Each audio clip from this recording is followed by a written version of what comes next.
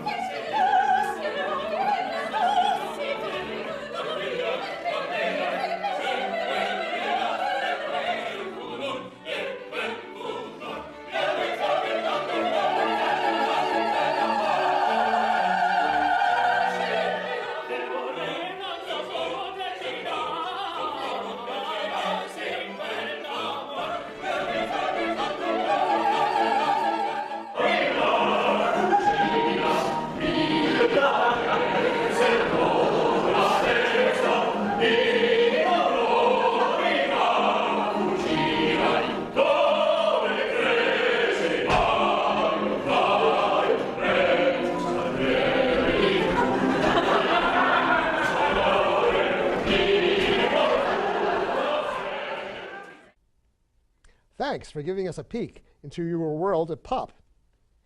Joining us now is Josh Shaw, the artistic director, and Stephen Carr, the music director of Pacific Opera Project. Gentlemen, thanks for being with us. Our pleasure. So, Josh, it's great to have you back on the show again. You've been busy since the last time I saw you. Yeah, you could say that. Yeah, we did a whole season, I think, since last time we saw you. Sweeney Todd, La Boheme, The Barber of Seville, and just finished The Marriage of Figaro. So it's been very, very busy. Good year. How did you two get together? Well, we met a long time ago now. We were on a production of Così fan tutte here in the Valley, actually doing that, and he was assistant music directing, and I was singing in it. And then and his wife was also singing in the production, and then we kind of drifted away for a few years, and when I got the idea to start this company, I basically sent out advertisement to the local outlets, and he was one of the applicants and the clear winner, and it's been great. It's been a good partnership. Now, Josh, you've been directing opera, but you have a long history as a performer too, don't you? Yeah, I did go to school to be a performer. I was a tenor for a long time and sang a lot of roles and performed around LA quite a bit. But it's mostly directing now, and actually it's all directing now. I'm spending all my time directing, mostly running Pop, but also going around to the country now and directing at other places as well. Do you miss singing? No, not really. This is much more fun. I get a lot more control this way. So I don't find that I miss. I do sing occasionally when someone calls and says, hey, can you do this for us? And it's still fun, but this is much more fun for me. Stephen, you have lots of degrees and play lots of instruments, from what I understand. Yes. Well, I have 3 degrees in music. I did my initial training in undergraduate and my first master's degree as an organist.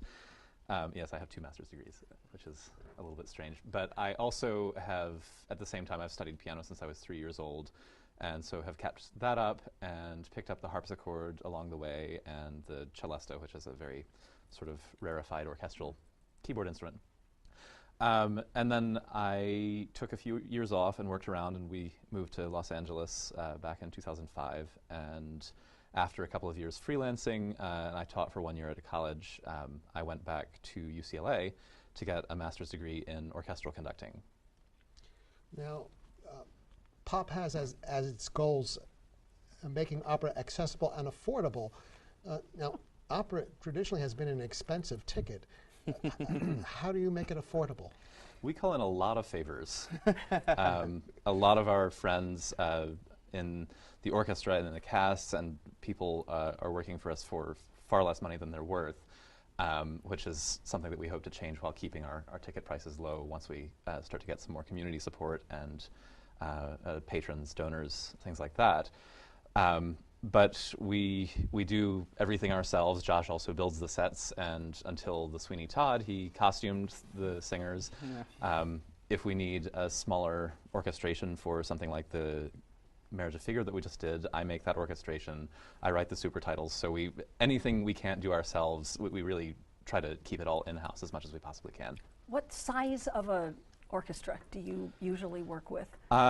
For our 3 Mozart productions, we have used 10 pieces, a wind quintet and single string players.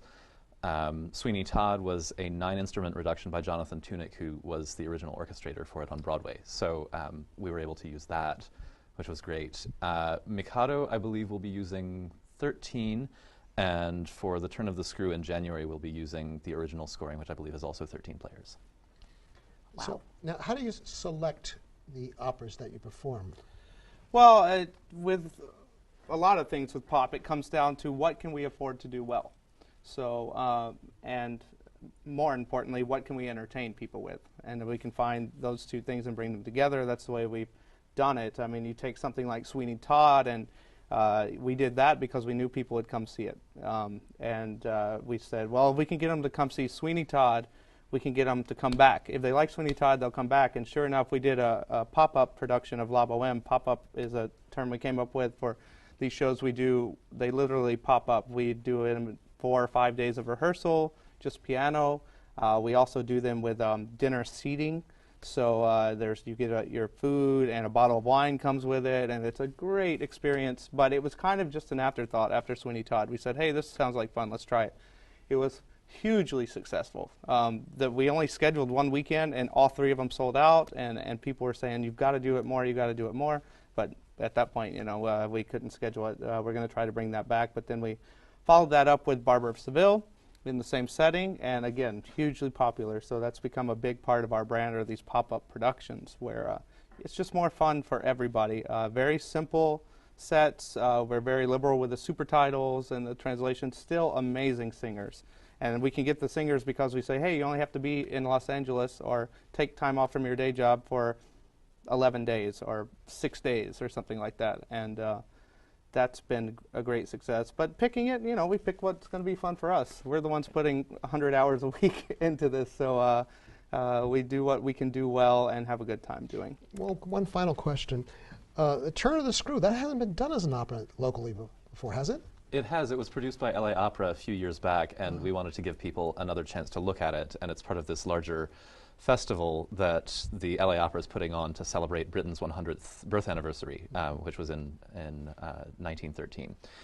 And they're sponsoring this festival, which lots of performing arts organizations are taking part in that the entire year. And they called us up and said, would you like to take part? And we had already been talking about doing the Turn of the Screw and had shelved it as sort of too big of a project, but we couldn't turn down that opportunity to be part of such a big citywide event. It's really a worldwide event. They have Britain events all over the world. LA is, I think, the only city in the U.S. that's doing a whole festival. But it's a big, big step for us. It's also our first non-comedy, so we'll see how that goes. And largest orchestra we've had, a bigger venue. It's a big step for us.